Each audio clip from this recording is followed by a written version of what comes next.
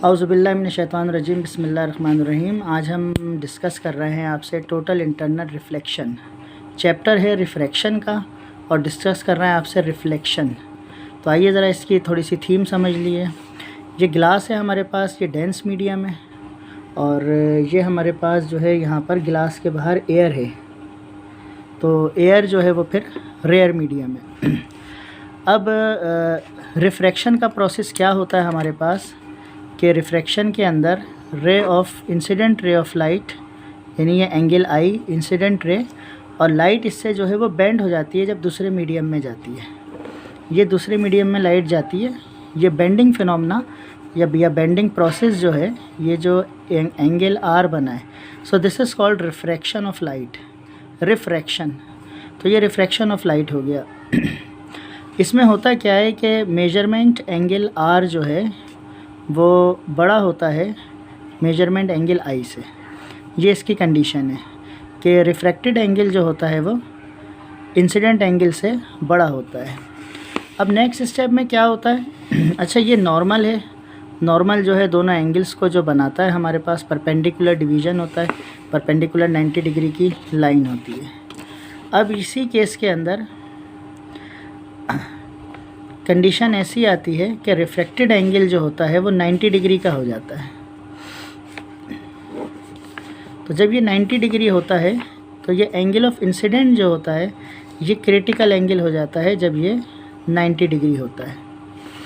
ठीक है भाई, क्या था दोबारा समझें कि इंसिडेंट एंगल जो है वो लेस देन रिफ्रैक्टेड एंगल होता है, ये रिफ्रैक्शन हो रहा होता है।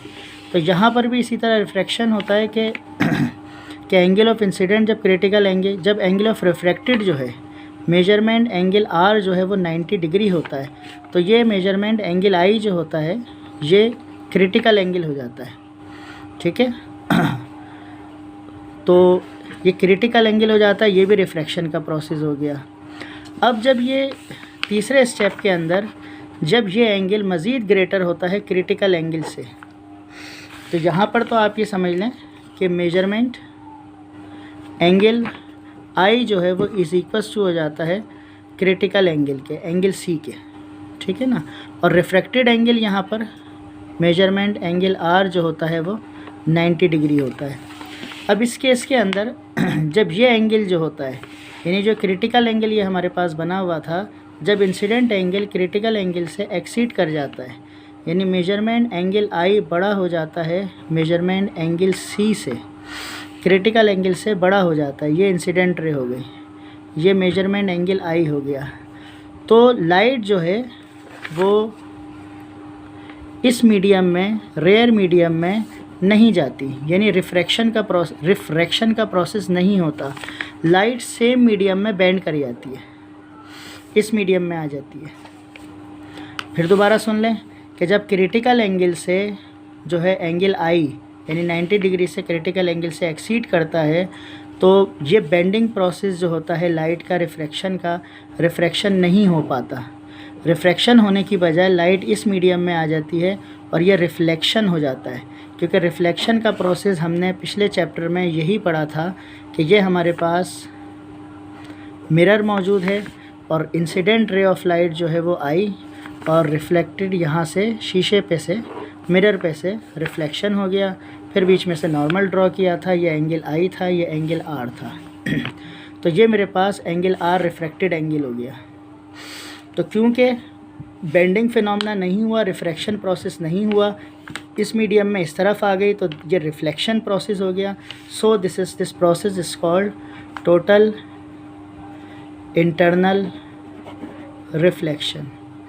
उम्मीद है आपको समझ आया होगा। थोड़ा सा आपको जो है वो एनिमेटेड वीडियो के थ्रू भी समझाते हैं इसको, ताकि ज़्यादा बेहतर आपको समझ आए। वो आपको अगर रिफ्रैक्शन का प्रोसेस दिखाएं तो रिफ्रैक्शन के प्रोसेस में जो है रिफ्रैक्टेड एंगल हमेशा जो है वो ग्रेटर देन होता है जो नॉर्मल रिफ्रैक्शन होता है उसमें इंसिडेंट एंगल से।